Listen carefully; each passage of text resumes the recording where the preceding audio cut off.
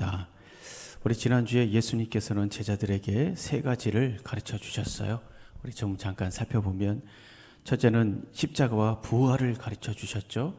하지만 제자들이 십자가 부활을 이해하지 못했습니다. 하나님의 아들이 죽는다, 그리고 사람이 다시 부활한다, 전혀 이해할 수가 없었어요. 그래서 예수님께서 이 부분에 대해서 말씀하시는 걸 우리가 볼 수가 있죠. 사실 이것은 이해할 수 없습니다.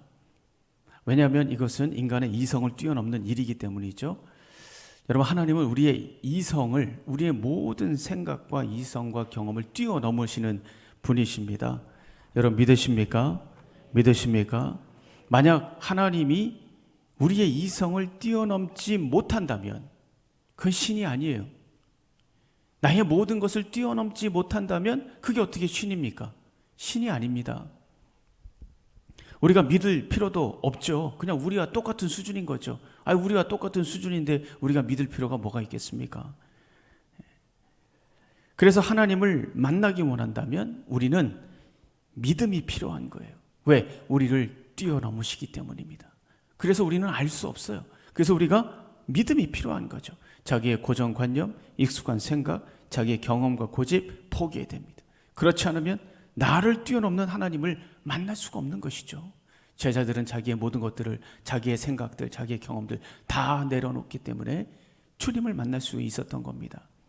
여러분, 두 번째, 이제 부활을 믿는다면 그 부활이 모든 것을 의미 있게 만들었다는 것을 아셔야 돼요.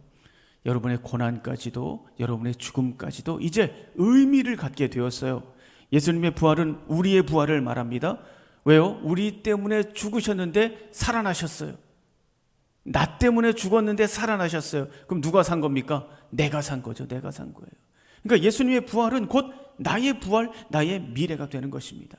나의 근심과 걱정과 고난과 아픔과 상처, 인간의 모든 고통들이 이제 의미를 갖게 되었습니다. 왜요? 우리 모두가 영원한 생명을 향해서 가고 있기 때문에 그렇습니다. 그래서 나의 모든 고난과 아픔과 죽음이 의미를 갖게 되었다. 그리고 하나님을 만나게 되면 그것이 나의 자랑이 되고 간증이 되고 찬양이 되고 영광이 되는 것입니다. 세 번째는요, 우리에게 역전의 능력이 있다라고 우리가 말씀을 나눴어요. 예수님은 치욕스러운 그 십자가 속에서 구원의 길을 만드셨어요. 절망 가운데 소망을 만들으셨습니다. 또 죽음을 생명으로 바꾸셨습니다. 모든 것을 역전시키셨어요. 그런데 그 역전의 주님께서 지금 어디 계시냐? 성령으로 어디 안에 계시다? 우리 안에 계시다. 우리 안에, 내 안에 계시다. 때문에 우리 안에 뭐가 있는 겁니까? 역전의 능력, 부활의 능력, 기쁨의 능력이 있는 겁니다. 여러분 믿으십니까? 믿으십니까? 믿음대로 될 줄로 믿습니다. 지금까지 예수님께서는 다락방에서 제자들에게 이렇게 이제 설교를 해오셨어요. 그리고 오늘 본문은 마가 이 다락방 설교의 마지막 부분입니다. 드디어 설교의 마지막 부분이에요. 이 마지막 부분에서 예수님께서는 자신의 부활과 승천에 대해서 다시 한번 말씀하시고 승리에 대한 확신을 심어주고 있습니다. 그러면서 마지막으로 우리에게 세 가지 축복을 말씀해 주시고 있어요. 오늘 이 말씀을 통해서 여러분에게 능력이 임하고 자신감이 임하고 평강이 임하기를 주님의 이름으로 축원합니다. 자, 첫 번째, 기도의 능력입니다. 한번 따라해 주세요. 기도의 능력을 받아라. 기도의 능력을 주셨습니다. 여러분, 원래 우리는 기도할 수 없는 존재들이에요. 기도해봤자 소용없는 존재들입니다. 왜요? 본질상 진노의 자녀였기 때문입니다. 그래서 기도해봤자 소용이 없어요. 안 받으셔요. 심판을 받고 멸망할 수밖에 없는 존재들이었습니다. 그런데 예수님께서 십자가에서 죽으시고 부활하시면서 우리의 신분이 달라진 거예요. 신분이 달라졌습니다. 전에는 본질상 진노의 자녀였지만 지금은 어떤 신분을 갖고 있습니까? 내가 하나님의 자녀예요. 자녀. 하나님의 백성, 하나님의 자녀라는 신분을 갖게 됐어요. 여러분, 이 신분이 달라졌다라는 거, 이건 많은 의미를 갖고 있습니다. 여러분, 우리나라 여권 파워 3위입니다. 3위. 전에는 2위까지도 올라갔어요. 3위예요. 대단하죠.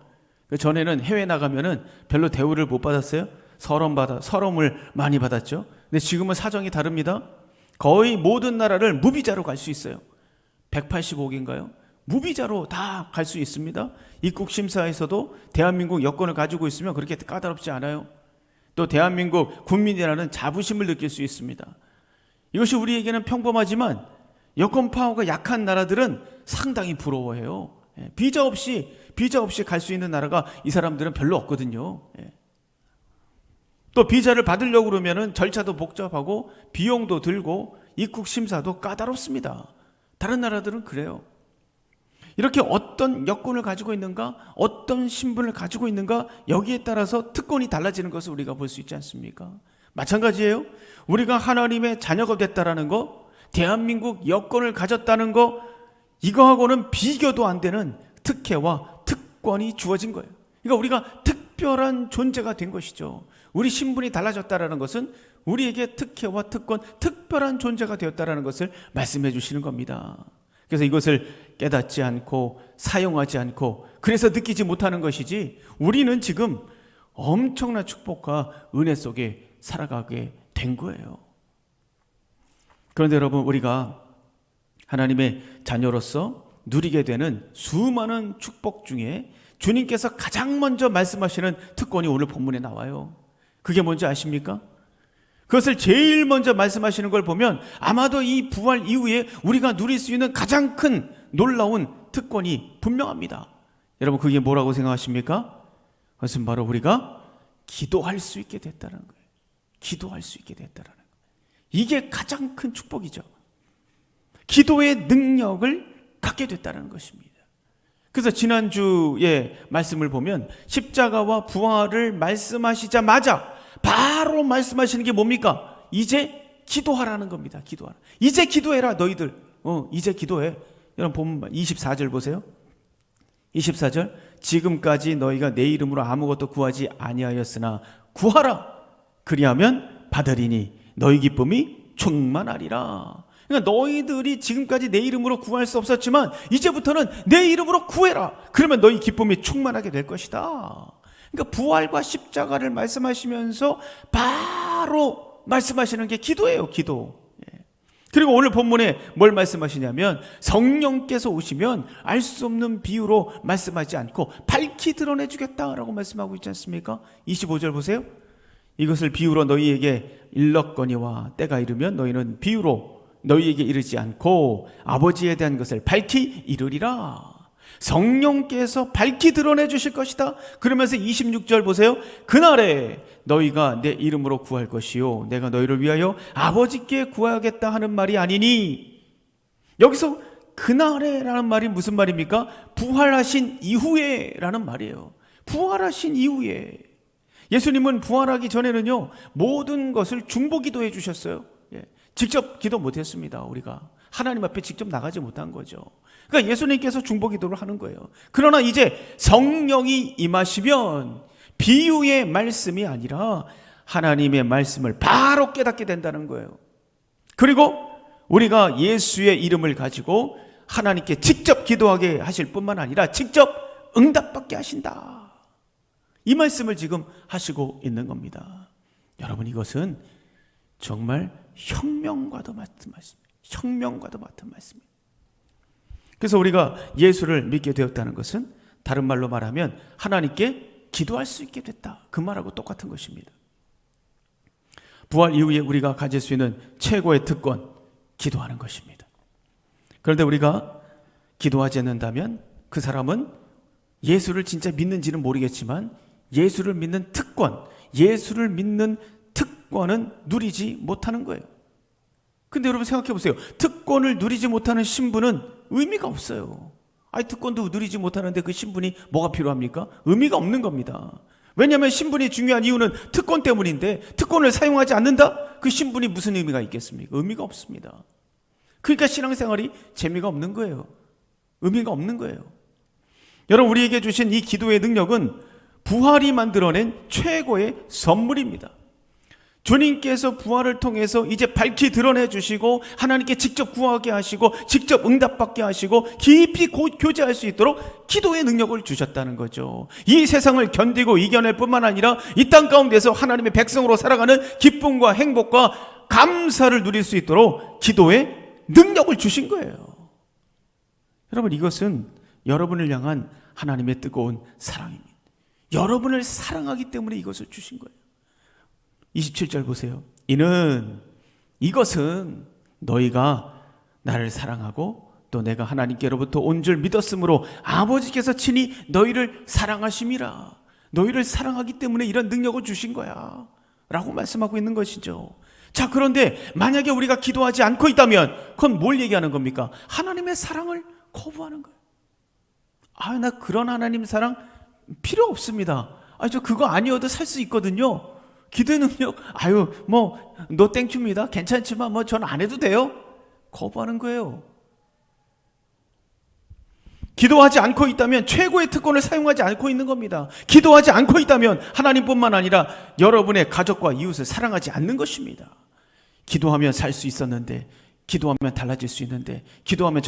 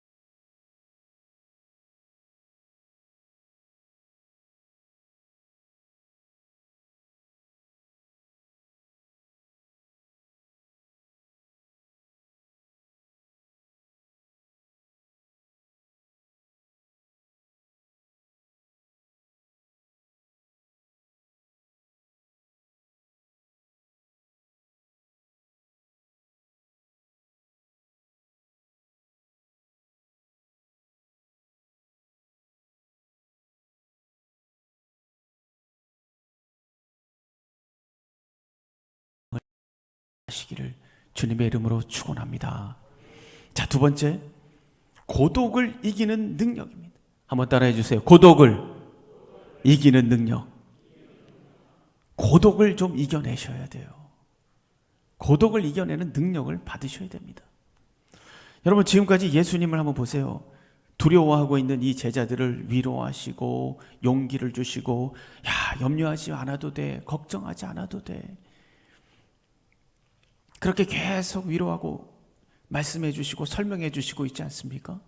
그런데 사실 이 마지막 시간이 지나면 예수님은 그때부터 어떤 일이 벌어집니까? 처절한 순환이 시작이 돼요. 예수님에게 겟세마네 동산에 올라가서 피땀을 흘리시면서 기도하시다가 잡힙니다. 억울한 재판을 받게 됩니다. 사람들에게 조롱받고 멸시받고 침뱉음을 받고 모욕을 당합니다. 무자비한 책찍을 맞게 됩니다. 십자가에 못이 박히고 죽음 같은 고통을 당하시다가 비참하게 최후를 맞이하게 됩니다. 여러분, 지금 누가 위로를 받아야 되는 거예요? 제자들이 위로받아야 됩니까? 누가 위로를 받아야 되는 겁니까? 사실 정작 위로를 받으실 분은 주님이시죠. 그러나 그 누구도 예수님을 위로하는 사람은 없습니다. 예수님께서 받으실 순환에 대해서 눈물 흘리는 사람도 없어요. 그 누구도 손을 잡아주는 사람이 단 한 사람도 없습니다. 동고동락했던 이 제자들 끝까지 함께하겠다고 장담했는데, 이 사람들 다 도망갔지 않습니까? 배신하고 나 몰라라고 다 도망갔어요. 32절 보세요. 32절, 보라, 너희가 다 각각 제 곳으로 흩어지고 나를 혼자 둘 때가 오나니 벌써 왔도다. 그러나 내가 혼자 있는 것이 아니라 아버지께서 나와 함께 계시느니라. 그 마음이, 여러분 생각해 보세요. 여러분 같으면 그 마음이 얼마나 쓸쓸하고 외로웠겠어요. 그렇지 않습니까? 아무도 알아주지 않고 아무도 모르고 그냥 자기 혼자 십자가를 지고 그 순환을 당하면서, 그러나 예수님은 끝까지 제자들을 먼저 생각하면서 자신이 가야 할 길을 뚜벅뚜벅 걸어가셨어요. 여러분, 우리에게 고독이라는 것은 정말 무서운 겁니다. 여러분, 왕따 엄청나게 사회의 문제가 되고 있지 않습니까? 지금까지도 혼자라는 감정을 견딜 수가 없는 거예요. 이건 뭐 당해본 사람이 아니면 몰라요. 아마 여러분들도 비슷하게 다 아마 당해봤을 거예요. 모른 척하고 막 외면하고 딸을 시키고, 얼마나 마음이 불편하고 힘듭니까? 여러분, 프랑스에 아주 유명한 피숑이라는 모델이 있었어요. 옛날에 들어보신 분도 있을 거예요. 유명한 분이니까. 피숑, 이 사람이 단식을 하면서 자살을 시도했습니다. 다른 방법으로 자살을 몇 번 시도했는데 성공을 하지 못했어요. 그래서 결국은 안 되겠다, 죽을 때까지 먹지 말자, 아무것도 먹지 말자, 이렇게 하면서 단식을 시작한 거예요. 근데 그때 이제 이 단식을 하면서 그때 느꼈던 그 감정들, 이것을 일기로 썼습니다. 일기로. 그게 이제 뒤늦게 발견이 되면서 굉장히 이슈화된 적이 있습니다. 그 내용이 이래요. 단식 17일째, 심장이 비어 있는 것 같이 공허하다. 왜 아직도 죽지 않는 걸까? 단식 32일째, 아직도 심장이 뛰고 있다. 음식을 먹고 싶은 생각밖에 들지 않는다. 영혼까지 팔아서라도 음식을 먹을 수 있다면, 그러나 나는 지지 않을 것이다. 단식 39일째, 죽는 것이 이렇게 힘든 줄 몰랐다. 그러나 내가 겪는 고독이 더 두렵다. 나는 고독보다 죽음을 택하겠다. 고독보다 죽음을 택하겠다. 45일째, 이제 몸을 움직일 수가 없다. 허리가 너무 아프다.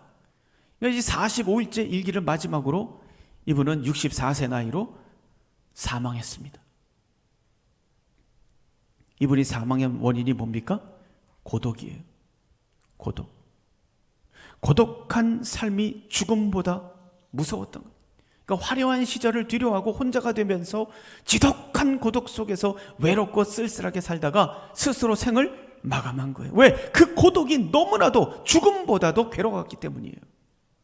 그리고 사망한 지 10개월이 지나서야 발견이 됐어요. 10개월이 지나서. 정말 대단하지 않습니까? 이 세상이 무섭지 않습니까, 여러분? 무관심과 고독이 사망의 원인이에요. 여러분, 우리도 고독할 때가 있잖아요. 아니, 사실 우리는 고독한 존재예요. 우리가 주고받는 사랑을 한번 가만히 관찰해 보세요. 사실 거기는 자기중심적일 때가 많습니다. 자기한테 잘해주고 또 자기 기분 잘 맞춰주면 내가 사랑받는다, 나 저 사람 사랑해, 이렇게 생각하잖아요. 자기한테 잘해줘야 사랑받고 사랑한다고 생각해요. 그것은 사랑이라기보다는 자기 집착이죠. 그 하나님 말하는 사랑이 아니에요. 그 자기 집착이지. 그래서 마음이 안 들면 그냥 수틀리면 돌변해 버리지 않습니까? 나한테 잘해줄 때는 이 사람 날 사랑하나 보다 다 꺼내줄 것처럼 그러다가 조금만 비위 안 맞으면 확 돌변해가지고, 그게 그 사랑 중심에 자기가 있기 때문에 그렇습니다. 진정한 사랑은 자기를 중심에 두지 않아요. 또 여러분, 가족 간의 사랑을 한번 보세요. 가족 간의 사랑도 한계가 있어요. 한계가. 아내를 위한다는 거, 자녀를 위한다는 거 냉정하게 한번 관찰해 보세요. 거기는 자기 체면이 있고 자기 욕심에 근거하고 있을 때가 많습니다. 우리는 그것을 사랑이라고 착각을 하죠. 그래서 마음에 들지 않는다, 자기 뜻대로 되지 않는다, 그냥 분노하고 싸우고 돌아서 버리고 이혼하고 떠나버립니다. 사랑한다면 그러지 않아요. 사랑한다면 그렇게 할 수가 없습니다. 그래서 우리는 순간순간 뭘 느낍니까? 혼자라고 느끼죠. 혼자구나. 이런 생각 다 한 번씩은 해보셨죠? 사랑하는 가족, 사랑하는 남편이 옆에 있어도, 사랑하는 우리 성도들이 옆에 있어도 혼자구나. 이런 생각 다 해보셨잖아요. 그게 바로 이런 이유입니다. 여러분, 예수를 믿고 말씀 따라 산다는 거 상당히 고독한 일이죠. 예수님께서는 지독한 고독 속에서 십자가에 달리셨어요. 하나님의 뜻을 따라 갔는데도 불구하고 아주 지독한 고독 속에 십자가를 달리셔야만 했습니다. 그래서 시편 34편 19절에 뭐라고 얘기합니까? 의인은 고난이 많으나 라고 말씀하고 있어요. 의인은 고난이 많으나 여호와께서 그의 모든 고난에서 건지신다. 사방에 고난이 밀려온다? 뭘 말합니까? 혼자라는 거예요. 혼자. 의인은 혼자라는 거예요. 혼자. 정직하게, 순결하게, 깨끗하게, 올바르게 살아보려고 한번 노력해 보세요. 희생하고 헌신하고 수고해 보세요. 욕먹는 경우가 많습니다. 왜요? 대충 자기들하고 좀 보조를 맞춰갖고 살아주기를 바라지, 그렇게 하면 어떻게 생각합니까? 아이고 잘난 척하고 앉아있네. 왕따 시킵니다. 이상한 사람처럼 생각합니다. 별종처럼 생각해요. 교회에서도 마찬가지예요. 참 안타까운 일이지만 교회에서도 마찬가지예요. 교회에서도 그런 일이 있잖아요. 은혜를 받아가지고 충만해서 뭘 좀 해보려고 하면 뭐라고 그럽니까? 사람들이 아이고 참 자기가 뭔데 저렇게 설쳐대? 저러다 말겠지 뭐. 나도 전엔 저랬어. 그러면서 그 귀한 섬김을 깎아내리고 우습게 만들고, 이 세상이에요. 그러니까 자기도 안 하니까 너도 하지 말라는 거예요. 너가 열심히 하면 가만히 있는 나는 뭐가 되니? 그러면서 그런 이 심리, 이것이 인간의 정체예요. 그래서 의인은 고독합니다. 중요한 것은 이 고독을 어떻게 감당할 것인가. 첫째는 이 예수님은 고독을 받아들였다라는 거예요. 고독을 받아들였습니다. 이 고독을 고통이라고 정의하지 않고 현실이라고 받아들였어요. 현실이다. 이 무슨 말입니까? 이 세상이 나를 고독하게 만드는 것은 당연한 것이다. 왜? 타락한 세상이니까. 그래. 이 고독은 당연한 거야. 말씀대로 산다는 건 고독한 것이고 당연한 거야. 그것이 정상이야. 예수님도 십자가를 짊어지셨잖아. 이건 당연한 거야. 그렇게 생각하기 때문에 거기에 굴하지 않습니다. 굴하지 않아요. 그렇게 이미 생각했고 그런 것이 당연하다고 생각하기 때문에 절대 굴하지 않습니다. 이미 다 알고 있기 때문에 굴하지 않습니다. 예수님 절대 거기에 굴하지 않았어요. 두 번째, 고독이 정상이라면 우리는 그 고독을 무조건 해결하려고 수단과 방법을 동원하고 애를 쓰는 게 아니라 그것보다 먼저 해야 될 게 있죠. 그게 정상이라면 그 고독이 뭘 가리키는가를 봐야죠. 뭘 가리키는가를 봐야 돼요. 주님은 이 두 가지를 알았어요. 제가 아는 어떤 부부 집사님은 사업을 하다가 망했습니다. 모든 게 다 막혀버렸어요. 세상으로부터 철저히 고립됐습니다. 서로 실망하고 지독한 고독 속으로 빠져들어갔어요. 다행히 시간이 지나면서 점점 겸손해졌어요. 아, 내가 하는 게 아니었구나. 겸손해지셨습니다. 누굴 찾았겠습니까? 누굴 찾았겠어요? 하나님을 찾기 시작했어요. 하나님을. 고독은 하나님을 깊이 만나게 되는 기회가 될 수 있습니다. 32절 보세요. 32절 우리 다 같이 한번 읽어보겠습니다. 다시 한번 32절 시작.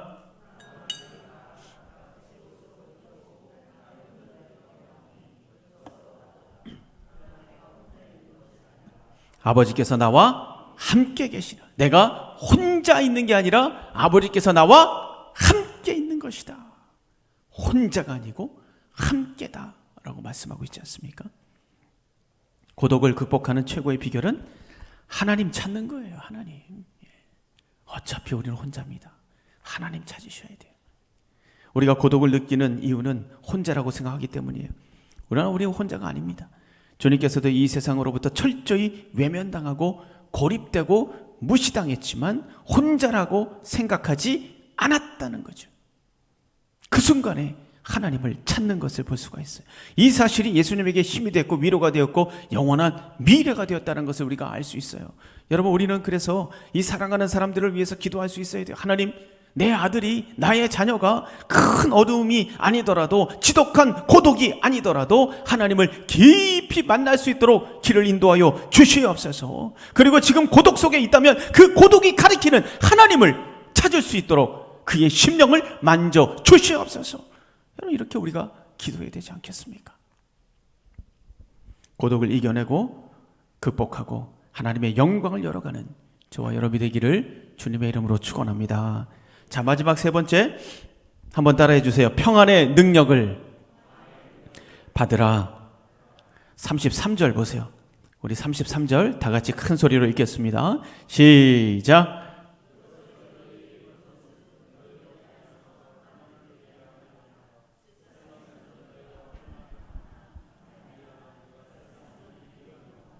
여러분, 평안이라는 것은 전에 새벽 예배 때도 제가 잠깐 말씀을 드렸는데 강한 자가 누리는 축복이에요. 평안은 약한 자가 누릴 수 없습니다. 평안은 강한 존재가 누리는 축복이에요. 사자들을 보세요. 자기가 강하다는 걸 알잖아요, 이 사자들은.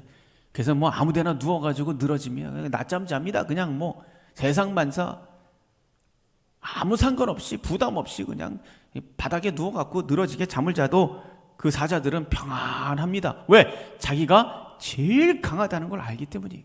근데 여러분, 사슴이나 토끼 보세요. 이 약한 동물은 긴장 상태입니다. 그냥 긴장 상태. 뭘 먹을 때도 그냥 막 여기저기 쳐다보고 그냥 초긴장 상태예요. 예. 왜요? 자기가 약하다는 것을 알기 때문이에요. 오늘 33절의 말씀은 우리에게 이렇게 말씀하시고 있는 거예요. 너는 이미 강한 존재야. 이 말씀을 지금 하고 있는 겁니다. 너는 강한 존재야. 너가 이 세상 가운데 평안을 누릴 만큼, 어떤 공격이 와도 담대할 만큼 너는 이미 강한 존재다. 이 말씀을 하고 있는 거예요. 그러면 여러분, 우리가 왜 강하고 또 평안을 누릴 수 있습니까? 그 이유는 이미 주님께서 앞으로 일어날 모든 일을 가르쳐 주셨기 때문이죠. 그리고 그 대처법도 가르쳐 주셨기 때문입니다. 예수님이 이 땅에 오셨는지, 왜 죽어야 되는지, 그 죽음이 무엇을 말하는지, 우리가 왜 고난을 당해야 되는지, 우리가 무엇을 지금 해야 되는지 이거 말씀해 주셨잖아요. 뿐만 아니라 그 대비책도 말씀해 주셨어요. 성령이 오실 것이다. 걱정하지 마. 염려하지 마. 성령께서 오실 거야. 그분이 오셔서 너희를 보호하고 인도하고 가르쳐 주실 거다. 그러니 걱정하지 마라. 또 내 이름으로 구하면 그대로 되어질 거야. 너희 안에 기쁨이 충만할 것이다. 이렇게 대비책도 말씀해 주셨어요. 여러분, 이것을 믿으십니까? 믿으십니까? 이것을 믿는다면 그 믿음이 여러분의 평안이 되는 거예요. 문제는 불안이 밀려올 때 이 불안을 어떻게 해결하는가, 염려가 밀려올 때 이것을 어떻게 해결하는가. 여러분, 이거 그냥 방치해두면 어떻게 되겠습니까? 불안이 커지겠죠. 불안이 커질 거예요. 그럼 그 커진 불안이 뭐가 됩니까? 두려움이 되는 거예요. 커다란 두려움이 돼서 그 두려움이 결국에는 우리의 삶을 지배하게 되는 거예요. 두려움이 우리의 삶을 이끌어가게 되는 겁니다. 그러면 그 두려움이 우리의 마음의 평안을 깨뜨려버리고 우리의 삶을 지배하고 스트레스가 되고 마음이 병들고 육신이 힘들어지고 병들고 주눅들고 낙심하고, 이게 거의 패턴 아닙니까? 성경은 뭐라고 말씀하십니까? 야고보서 4장 7절, 그런즉 너희는 하나님께 복종할지어다. 마귀를 대적하라. 그리하면 너희를 피하리라. 마귀를 대적하라. 우리를 불안하게 만들고 근심하게 만들고 걱정하게 만드는 마귀를 대적하라 라고 말씀하고 있어요. 그러면 우리를 피한다. 우리가 마귀를 대적하려고 대들면 마귀는 피한다는 거예요. 마귀를 대적하는 방법은 어떻게 해야 되는 겁니까? 어떻게 해야 되는 거예요? 막 허공에다 대고 막 팔 휘두르면 됩니까? 그런 분도 있더라고요. 그러면은 마귀가 도망갑니까? 많은 방법이 있지만 가장 적극적인 방법이 뭡니까? 가장 적극적인 방법, 빌립보서 4장 6절, 아무것도 염려하지 말고 다만 모든 일에 기도와 간구로 너희 구할 것을 감사함으로 하나님께 아뢰라 라고 말씀하고 있어요. 믿으십니까 여러분? 하나님을 신뢰하고 하나님께 기도하는 것이다. 이 말씀에 복종할 때 마귀는 신기하게도 도망간다는 거예요. 참 신기하다. 그런 거 다 경험해 보셨죠? 그냥 불안하고 힘든데 와서 그냥 부르짖고 기도하고 그냥 몸부림을 치면서 나도 모르게 이 두려움들이 사락사락 사라지는 그런 경험 해보셨나요? 여러분 한번 해보세요. 이광진 목사가 거짓말 하나 한번 해보셔요. 불안이 사라지고 스트레스가 사라지고 하나님께서 주시는 평안이 임하는 거예요. 마귀가 나도 모르게 도망가 버리는. 그리고 우리가 환난 중에도 담대할 수 있는 이유는 뭐냐? 담대하라. 이미 내가 세상을 어떻게 했다? 이겼다. 예수님께서 악한 영들을 이기셨다라고 말씀하고 때문에 담대하라는 거예요. 우리가 예수 그리스도 안에 있는 이상 악한 영들이 우리를 방해하지 못한다. 어떤 고난도 어떤 환난도 하나님께서 나에게 주실 영원한 축복을 방해할 수 없다라고 말씀하고 있는 것입니다. 여러분 다윗을 보세요. 그 무시무시한 골리앗 앞에서 뭐라고 얘기합니까? 그냥 군인들, 그 성인들, 군인들은 그냥 무서워하고 벌벌벌벌 나 시킬까봐, 너 보고 너 나가 이런 말 들을까봐 그냥 벌벌벌벌 떨고 있었잖아요. 근데 다윗은 담대하게 말합니다. 굉장하죠. 너는 칼과 창과 단창으로 내게 나오거니와 나는 만군의 여호와의 이름 곧 너가 모욕하는 이스라엘 군대의 하나님의 이름으로 내가 나간다. 이렇게 이야기를 했습니다. 여러분 이렇게 말할 수 있는 이유가 뭐라고 생각하세요? 이 다윗은 도대체 하나님을 어떻게 생각하고 있길래 어떻게 이렇게 골리앗 앞에서 이런 말을 할 수 있는가? 우리 하나님은 만군의 하나님, 여호와 쉐바오트. 우리 한번 따라해 주세요. 여호와. 좀 생소해서 두려우신가요? 좀 자신감을 가지고 여호와 쉐바오트. 이게 만군의 하나님이라는 뜻이에요. 쉐바오트, 이게 무슨 말입니까? 쉐바오트가 천군 천체라는 뜻입니다. 천군 천체. 다시 말하면 하나님의 능력이 이 땅에서는 우주에 미치고 영적으로는 천군 천사에게 미친다. 천군 천사를 호령하는 분이시다. 그런 말이에요. 그런 말. 쉐바오트, 여호와 쉐바오트. 간단하게 말하면 무슨 말입니까? 무조건 승리한다는 거예요. 무조건 승리한다. 그러니까 다윗은 하나님은 무조건 승리하는 분이다. 이걸 믿고 있었던 겁니다. 그러니까 이 골리앗 앞에 나간 거예요. 그 믿음이 그에게 담대함이 되었고 하나님은 그 믿음을 기뻐하셨다는 거죠. 이렇게 주님은 우리가 평안할 수 있는 이유가 있다. 담대할 수 있는 이유가 있다. 그러니 너는 강한 존재야. 강한 존재야. 사랑하는 여러분이요, 여러분 스스로 무시하지 마세요. 여러분은 강한 존재라는 것을 믿으시기를 바랍니다. 우리 옆에 분하고 한번 인사하겠습니다. 앞뒤 좌우 동서남북 4번. 당신은 강한 존재입니다. 그러고 있지 마세요. 당신은 강한 존재예요. 우리 서로 인사하겠습니다. 당신은 강한 존재입니다. 당신은 강한 존재입니다. 당신은 강한 존재예요. 당신은 강한 존재입니다. 어떤 고난도 우겨쌈도 조롱도 무시도 다 이겨낼 수 있습니다. 왜? 우리에게 담대함을 주셨고 이기셨고 모든 것을 가르쳐 주셨기 때문에, 우리 하나님이 함께 하시기 때문에. 여러분 믿으십니까? 말씀을 정리합니다. 로마서 14장 8절 사도 바울은 이렇게 고백을 합니다. 우리가 살아도 주를 위하여 살고 죽어도 주를 위하여 죽나니 그러므로 사나 죽으나 우리가 누구의 것이다?